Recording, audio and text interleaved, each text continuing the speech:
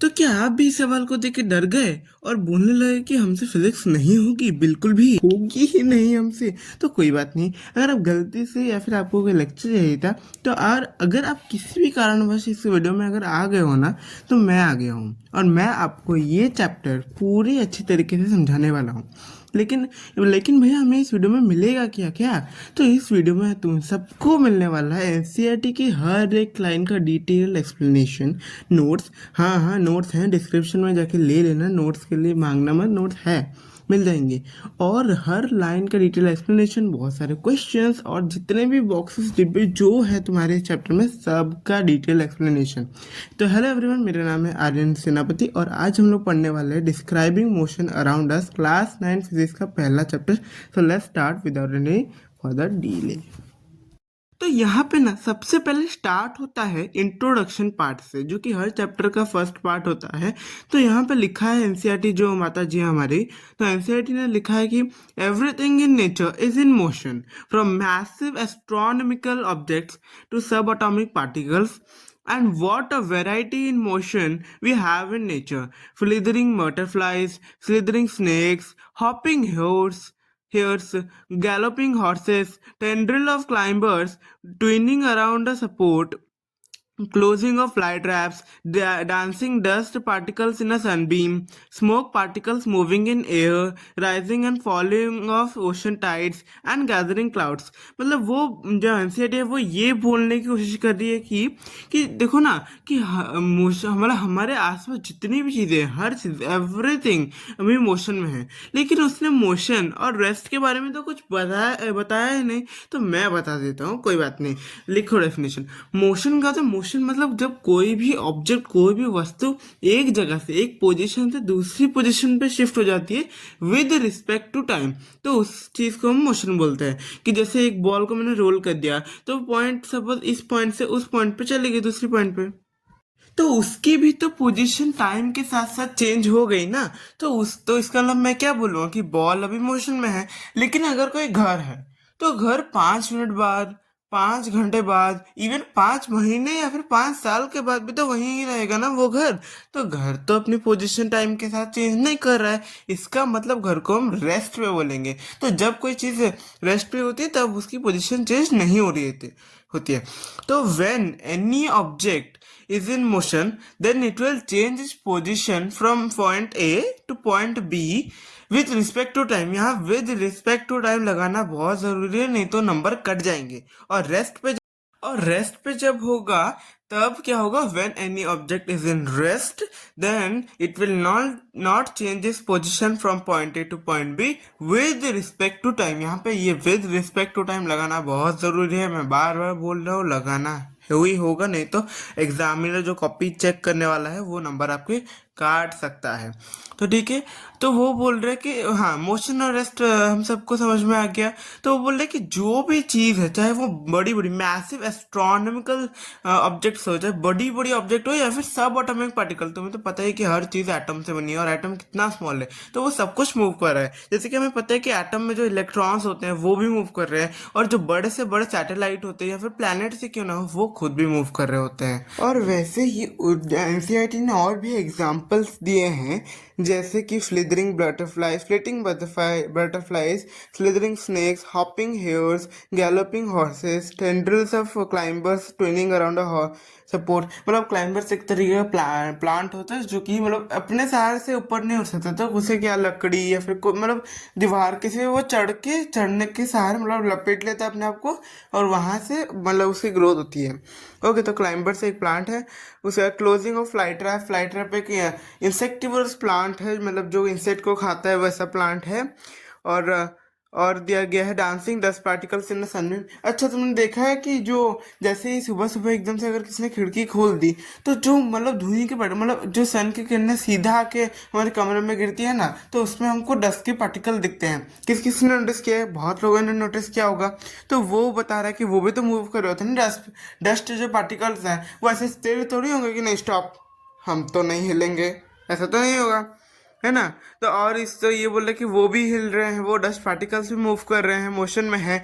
Smoke particles moving in air, smoke particles भी air में move कर रहे हैं। Rising and falling of ocean tides, ocean tides जो होता है, ओशन टाइड्स मतलब जो पानी का ऊपर नीचे होता है ना, वेव्स आती हैं, तो उसी को हम टाइड्स बोलते हैं। वो जो ऊपर नीचे हो रही है तो पानी भी तो मूव कर रहा है ना हर एक सेकंड में। एंड गैदरिंग क्लाउड्स, जो क्लाउड्स जो गैदर होते हैं, मतलब क्लाउड्स इतने बड़े हैं वो भी हिल रहे हैं, वो मूव कर रहे हैं, हमने देखा है ना। तो एनसीईआरटी ने इतने सारे एग्जाम्पल देके हमें समझाया है। उसके बाद एनसीईआरटी ने बोला है, is an motion in nature wonderful, but how do we study the wide variety of complex motions around अस?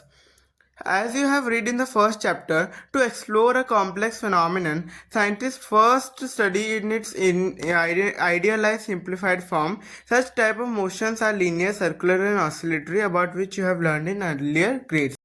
और वो बोल रहा है कि अब मतलब अब तो दुनिया में इतनी सारी चीज़ें हैं, इतने सारे कितने मोशन है कितने नहीं, हमें कैसे पता चल रहा? तो साइंटिस्ट ने खोजा। अब साइंटिस्ट ने कैसे खोजा ना, उन्होंने हर चीज़ का सिंपल फॉर्म पे रिसर्च किया और उससे हमें मोशन के कुछ टाइप्स बताए हैं। और उससे उन्होंने रिसर्च करी, मोशन के 3 टाइप्स बताए हैं जिसे हमें पढ़ना है, लीनियर, सर्कुलर, ऑसिलेटरी, जिसके बारे में तुमने पहले भी पढ़ रखा है और फर्स्ट चैप्टर में बताया गया है इन सब के बारे में। लेकिन भैया हमने तो नहीं पढ़ा, हमने तो फर्स्ट चैप्टर नहीं पढ़ा इस क्लास का, तो हमने पहले कौन से क्लासेस में क्या पढ़ा होगा। कोई बात नहीं, मैं बता देता हूँ। लीनियर मोशन मतलब वो मोशन जो स्ट्रेट लाइन में मूव कर रहा था, मतलब एनी ऑब्जेक्ट जब वो स्ट्रेट लाइन में मूव करता है तब हम उसे लीनियर मोशन कहते हैं। लीनियर में ही लाइन है, लाइन मतलब लाइन क्या स्ट्रेट होती है ना, आड़ी टेढ़ी लाइन को तो कर्व बोल देते हैं। तो जब स्ट्रेट लाइन में, स्ट्रेट पाथ में, स्ट्रेट स्ट्रेच में कोई भी ऑब्जेक्ट मूव कर रहा होता है तो उसे हम लोग बोल देते हैं कि वो लीनियर मोशन कर रहा है। जैसे कि कोई भी स्विमिंग करता हुआ, आगे एग्जांपल दिए भी है लीनियर मोशन के, तुम देख लेना वहां पे। उसके उसके बाद तो स्विमिंग करता हुआ कोई भी आदमी, तो वो स्ट्रेट पाथ में स्विमिंग कर रहा होता है ना, जब स्ट्रेट लाइन में, जब स्ट्रेट में कोई मोशन हो रहा था तब उसे लीनियर मोशन कहते हैं। उसके बाद है सर्कल। सर्कुलर मोशन माने कि सर्कल मतलब सर्कुलर मोशन में ही सर्कल है, तो तुम सही समझ रहे हो कि सर्कुलर मोशन मतलब जब कोई ऑब्जेक्ट सर्कुलर पाथ में मूव कर रहा होता है ना। जब कोई साइकिलिस्ट सर्कुलर पाथ में मूव करता है तब हम उससे बोलते हैं कि सर्कुलर मोशन कर रहा है। और जो लास्ट है ऑसिलेटरी मोशन। ऑसिलेटरी मोशन मतलब जब कोई ऑब्जेक्ट अपनी पोजीशन से मूव तो करता है लेकिन वापस वो अपनी पोजीशन पे वापस आ जाता है, जैसे ही पेंडुलम में होता है, जब हम उसे एक जगह से छोड़ते हैं तो वापस वो मतलब इस ए पॉइंट से लेके बी पॉइंट से जाता है, लेकिन वो वापस फिर से अपने ए पॉइंट पे आता है कि नहीं, तो उसे हम बोलते हैं कि ऑसिलेटरी मोशन या फिर पीरियोडिक मोशन कर रहा है वो। ओके, स्क्रीन पे तुम्हें अभी एग्जांपल्स दिख रहे होंगे, तुम देख के समझ में आ रहा होगा। अब हम आगे बढ़ते हैं, समझ में सब कुछ आ गया? अगर अभी भी कुछ नहीं आया है, मतलब कुछ समझ नहीं आ रहा, तो एक बार पीछे वीडियो को पीछे करके एक दोबारा समझ लो, सब समझ में आ जाएगा। मैं अपनी तरफ से पूरी कोशिश कर रहा हूँ कि तुम्हें सबको समझ में आए। अगर फिर भी कुछ ऐसा चीज़ है कि नहीं भैया आपने ये नहीं बताया कैसे होता है क्या होता है, तो कॉमेंट कर दो, मैं सबके कॉमेंट रीड कर रहा हूँ, सबके कॉमेंट पढ़ के रिप्लाई ज़रूर दूंगा। ओके, उसके बाद है कि in this chapter you will learn more about linear motion, motion in a straight line and uniform circular motion। तो इस चैप्टर में लीनियर मोशन के बारे में सबसे ज्यादा पढ़ोगे और uniform circular motion. Uniform circular motion मतलब क्या? जो सर्कुलर मोशन है ना वो यूनिफॉर्मली मतलब हो रहा है। यूनिफॉर्मली मतलब कि एक ही स्पीड में मूव हो रहा है। एक ही स्पीड में मूव करने का मतलब है कि मतलब सपोज अगर वो 20 किलोमीटर पर आवर की स्पीड में मूव कर रहा है ना, तो वो पूरा जो सर्कल पाथ है उसे कवर करने में वो 20 किलोमीटर पर आवर ही लेगा, उससे ज्यादा नहीं लेगा, उससे कम नहीं लेगा। लेकिन एक और होता है नॉन यूनिफॉर्म सर्कुलर मोशन, उसमें पहले पॉइंट पे तो उसके 20 किलोमीटर होगी, दूसरे पॉइंट पे 30 किलोमीटर, और आखिरी के कुछ पाथ में उसने कवर करा होगा 50 किलोमीटर पर आवर। तो ऐसे तो वो अलग अलग हो गया ना, तो वो नॉन यूनिफॉर्म हो गया। यूनिफॉर्म मतलब क्या होता है कि पर्टिकुलर मतलब एक ही स्पीड में मूव कर रहा है। नॉन यूनिफॉर्म मतलब जो अलग अलग स्पीड एक्वायर करता है। तो हम इन दोनों लीनियर और यूनिफॉर्म सर्कुलर मोशन के बारे में इस चैप्टर में मेनली पढ़ेंगे। So earlier you learnt about some physical quantities such as distance, time and speed। तो ये बोल रहा है कि पहले तुमने कुछ फिजिकल क्वांटिटीज के बारे में ऑलरेडी पढ़ा होगा, डिस्टेंस, टाइम, स्पीड। तो नहीं, तुम लोग का रिएक्शन तो नहीं, हर बात पे नहीं, मतलब तुमने तो मतलब तुम भी लाइक नहीं भैया हमने ये नहीं पढ़ा, तो हमने कुछ नहीं पढ़ा, हम तो बस के खेल ही रहते, मतलब ओके ओके कोई बात नहीं, मैं बता देता हूँ। डिस्टेंस तो तुम्हें पता ही है कि क्या होता है। टाइम क्या होता है, टाइम भी तुम्हें पता है क्या होता है। डिस्टेंस मतलब जो लेंथ होता है टोटल पाथ का जिसमें तुमने कवर किया है। स्पीड क्या होता है, स्पीड होता है कि टोटल टाइम में, मतलब सपोज 1 घंटे में, सपोज 1 घंटा लिया मैंने, 1 घंटे में तुम कितना डिस्टेंस कवर करते हो वो स्पीड होता है। इसलिए speed is equal to distance upon time. Okay, समझ में आ गया। तो now you will learn about some more physical quantities such as displacement, average velocity and average acceleration.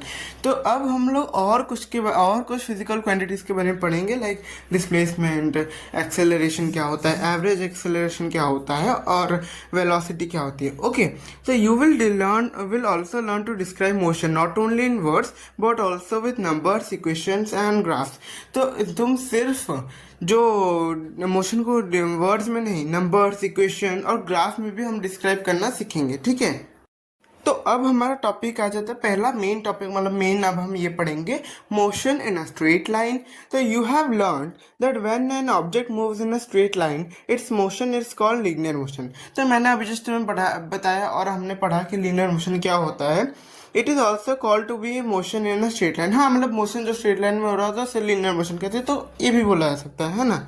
तो a car moving along a straight stretch of a highway or a train moving on a straight track, figure 4.1। तो वो कुछ और example दे रहा है कि linear motion के कैसे कैसे, सब में देखना स्ट्रेट लाइन है, स्ट्रेट स्ट्रेच है, स्ट्रेट ट्रैक है। तो मतलब लीनियर मोशन के एग्जांपल है जो कि अगले पेज पे भी दिया गया है कि कैसे जैसे स्विमिंग करते हुए बच्चे, ट्रेन जो स्ट्रेट ट्रैक पे चल रहा है, कोई कार मूव करे स्ट्रेटली, एक वॉल जो है वर्टिकली फॉल करे। तो इस सब के बारे में आगे अगले पेज पे भी दिया गया है ना। तो ये बताया गया है। To discuss about the motion of an object you first need to describe its position at various instants of time. तो देखो, हम मोशन क्या होता है कि एक पोजीशन से दूसरे पोजीशन पे चेंज हो रहा होता है, लेकिन पोजीशन का ही अगर नहीं पता होगा तो हम मोशन कैसे बताएंगे। तो इसलिए सबसे पहले हम पोजीशन के बारे में पता करेंगे कि पोजीशन कैसे निकालते हैं, क्या होता है, मतलब पता है कि क्या होता है, पोजीशन कैसे निकालते हैं ना। उसके बाद जाके तो हमें समझ में आएगा कि मोशन होता क्या है और कैसे हम मोशन के बारे में पता लगा सकते हैं, है कि नहीं। तो अब देखो, ये है फिगर 4.1 जिसमें दिया गया है स्विमिंग करते हुए जो लड़का, जो हमने एग्जांपल देखे थे वही सब कुछ दिया गया है कि स्विमिंग करता हुआ एक बॉल वर्टिकली गिरती हुई, है ना, एक कार और एक ट्रेन का स्ट्रेट लाइन में मूव करना। तो ये सब क्या है, लीनियर मोशन ही तो है ना। लीनियर मोशन के अलावा और कुछ भी नहीं है, सिंपल। तो अब अगला टॉपिक है डिस्क्राइबिंग मोशन। तो अब डिस्क्राइब करने के लिए पहले पोजीशन के बारे में पढ़ लेते हैं, देखते हैं एनसीईआरटी जी ने क्या दिया है। तो एनसीईआरटी जी ने बोला है कि how do we describe the position of an object. For that, as you learned earlier, we first need to specify a fixed point as the reference point। ये बोल रहा है कि हमने पहले पढ़ा था रेफरेंस पॉइंट वगैरह वगैरह के बारे में, लेकिन तुमने तो नहीं पढ़ा, तुम्हें तो याद नहीं। तो मैं एक और बार बता देता हूँ कि रेफरेंस पॉइंट क्या होता है। रेफरेंस पॉइंट मतलब देखो, जब भी तुम्हें किसी चीज़ की पोजीशन बतानी होगी, है ना, तो पोजीशन तुम कैसे बताओगे, बताओ, तुम थोड़ा सोचो और खुद बताओ। वो सपोज मेरा घर के बारे में बताना है, तो मेरा घर के बारे में तुम्हें बताने के लिए तुम्हें सबसे पहले कुछ तो बोलना पड़ेगा ना। कि अगर तुम जो मैं स्कूल से, मतलब स्कूल में सपोज तुम्हारा दोस्त है, तुम मुझसे बता रहे हो कि मेरा घर कहाँ है, तो तुम्हें ऐसे बताना पड़ेगा ना कि मैं सीधा जाके लेफ्ट लेगा, फिर राइट लेगा तो मेरा घर आ जाएगा। तो सीधा जाके लेफ्ट लेके राइट लेना क्या हुआ, वो हुआ ना वो के लेफ्ट लेगा कहाँ पे ना, पान वाले की दुकान के पास लेफ्ट ले लेना। उसके बाद जाके जो एक साड़ी की दुकान पे राइट ले लेना। तो ये साड़ी की दुकान, पान की दुकान, लेफ्ट राइट, ये क्या था, ये सब रेफरेंस पॉइंट ही तो थे ना। जहाँ से मैंने बताया कि अगर ऐसे ऐसे तो जाएगा तो तुझे मेरा घर मिल जाएगा, है कि नहीं। तो किसी भी चीज़ की पोजीशन बताने के लिए हमें हमेशा ही रेफरेंस पॉइंट की ज़रूरत पड़ती है। कि रेफरेंस पॉइंट मतलब वो पॉइंट या फिर वो पॉइंट हो जिससे हम लोग किसी चीज़ का डिस्टेंस, किसी चीज़ की पोजीशन को मेजर करते हैं। तो रेफरेंस पॉइंट, जिस चीज़ की पोजीशन होगी उस चीज़ का कुछ ना कुछ रेफरेंस पॉइंट भी लिया जाएगा, है ना। और रेफरेंस पॉइंट डिफरेंट हो सकते हैं। कभी तुम मेरे घर से कंपेयर कर रहे हो कि तुम्हारा घर कितना दूर है, तो वो रेफरेंस पॉइंट अलग हो जाएगा। तो नहीं तो तुम दूसरे स्कूल से तुम्हारे घर का डिस्टेंस नापोगे कि रेफरेंस पॉइंट कितना दूर है, तो वो डिफरेंस पॉइंट अलग हो जाता है। रेफरेंस पॉइंट अलग अलग है, लेकिन पोजीशन इसलिए पोजीशन पे अलग अलग निकलती है कि मेरे घर से तेरा घर तो 10 किलोमीटर दूर है, लेकिन स्कूल से वही 5 किलोमीटर दूर है, तो अलग अलग डिस्टेंस पे रेफरेंस पॉइंट हो सकते हैं। ओके, तो उसके बाद है लिखा है कि the distance and direction of the object with respect to the reference point at any instant of time describes the position of the object at that instant of time. तो वही बोल रहा है कि डिस्टेंस डायरेक्शन सबके बारे में हमें पता करने के बाद ही हमें किस चीज़ का रेफरेंस पॉइंट मिल सकता है। कि डिस्टेंस नहीं बताओ कि यहाँ से जाके लेफ्ट, सपोज मैंने बस बोल दिया लेफ्ट लेना है, डायरेक्शन बता दिया, कहाँ लेफ्ट? लेफ्ट तो दो मतलब कितनी बार लेफ्ट आ सकता है ना, मतलब एक ही रास्ते पे तुम जब बोलो कि लेफ्ट लेना है तो कितनी बार लेफ्ट आ सकता है कि नहीं? तो मैं बोलूँगी 5 किलोमीटर दूर बाद जो लेफ्ट आएगा वहां पे लेफ्ट लेना है, तो 5 किलोमीटर क्या होगा? डिस्टेंस हुआ ना। तो डिस्टेंस और डायरेक्शन अगर मैंने बोल दिया कि 5 किलोमीटर बाद तू ले लेना, मोड़ लेना, कौन सी तरफ मोड़ लेना है भाई मुझे, ताकि मैं तेरे घर पहुंच सकूँ, लेफ्ट या राइट, कुछ तो बताना है ना। तो वही वो क्या होगा? डायरेक्शन। तो दोनों नहीं होगा, अगर डिस्टेंस और डायरेक्शन में से एक भी चीज़ नहीं होगी तो फिर हम रेफरेंस पॉइंट नहीं निकाल सकते हैं। ओके, तो describe the position of the object at that instant of time, ये तो हमारा हो गया। Note that apart from the distance we also specify the direction from the reference point in which the object is located to describe its position. तो हम लोग मतलब यही बोल रहे हैं कि डायरेक्शन भी चाहिए, डायरेक्शन नहीं होगा तो हमें पता नहीं चल पाएगा। And when do we say that an object is in motion if the position of the object with respect to the reference point changes with time. The object is said to be in motion. On the other hand, the object is said to be at rest if its position with respect to the reference point does not change with time. तो ये वही मतलब मैंने जो बोला वही यहाँ पे लिखा हुआ है, यहाँ पे ज़्यादा कुछ नहीं है। इसके बाद ये तो कुछ मिसप्रिंट होके, रुक जाओ, इसके बाद का ना इसके अगले पेज पे लिखा होगा, रुक जाओ ये वाला, रुक जाओ, हाँ ये पेज, हाँ तो उसके आगे है कि let us take the example of an athlete running on a straight track figure 4.2 to describe the position of the athlete. Let us take her starting position as the reference point as shown in figure 4.3. Let us make a straight line with distances marked on it and mark the reference point on it as the origin O. The athlete starts running from and her position at two instants of time are marked by points B and A. तो यहाँ पे ये बोला जा रहा है कि यहाँ पे एक एग्जांपल से समझाने की कोशिश कर रहे हैं एनसीईआरटी कि एक एथलीट है जो कि स्ट्रेट ट्रैक पे रन कर रहा है, तो उसका एक डायग्राम बेस में ऐसे बनाया है कि नंबर लाइन के बेस में पहले तो उसका फिगर 4.2 में दिया गया है कि वो एक विजुअल फॉर्म, और उसके बाद 4.3 में इस नंबर लाइन में बनाया गया है कि कितना मूवमेंट उसने किया, वो जो कि आगे हम देखते हैं। ओके, तो देखो ये है figure 4.2, N athlete running on a straight track, जिसका विजुअल फॉर्म में दिया है। एक तो तुम्हारे एनसीईआरटी में ये काम अच्छा किया है कि सब कुछ को विजुअलाइज करने का ज़्यादा मतलब ऐसा लिया है कि ज़्यादा विजुअलाइज फॉर्म में तुम्हें समझाने की कोशिश कर रहा है, ताकि तुम्हें याद हो जाए और तुम्हें समझ में आए कि हाँ ऐसा ऐसा सीन है। ओके, तो अभी हम फिगर 4.3 देखते हैं। तो फिगर 4.2 होगा, ये है फिगर 4.3 जो कि है reference point and positions of the athlete at different instants of time on a straight line.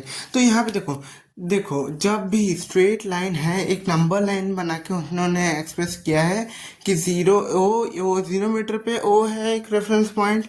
फिर पहले हमने क्या पढ़ा था कि जो एथलीट है वो बी पॉइंट से लेके ए पॉइंट तक मूव करी, यानी 40 मीटर से उसने 100 मीटर का वो मूव करी। इसका मतलब उसका टोटल डिस्टेंस कितना हुआ? हम इस से कैलकुलेट करते हैं 100 माइनस 40 करके टोटल, क्योंकि 100 में से 40 इज बेसिक कैलकुलेशन ना। तो इसका मतलब पहले इंस्टेंट ऑफ टाइम में जो एथलीट थे उसने 60 मीटर कवर किया।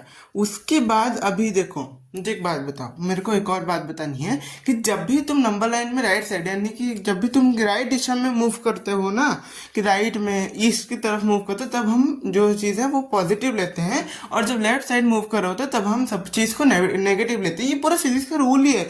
जब भी लेफ्ट वेस्ट या फिर लेफ्ट साइड में तुम मूव कर होते हो ना, हर जगह ये सिर्फ इसी में हर जगह वहाँ तुम्हें माइनस का साइन लेना है। जब तुम पॉजिटिव यानी कि राइट साइड में जा रहे होते तो वहाँ तुम्हें प्लस का साइन समझ गए सब लोग?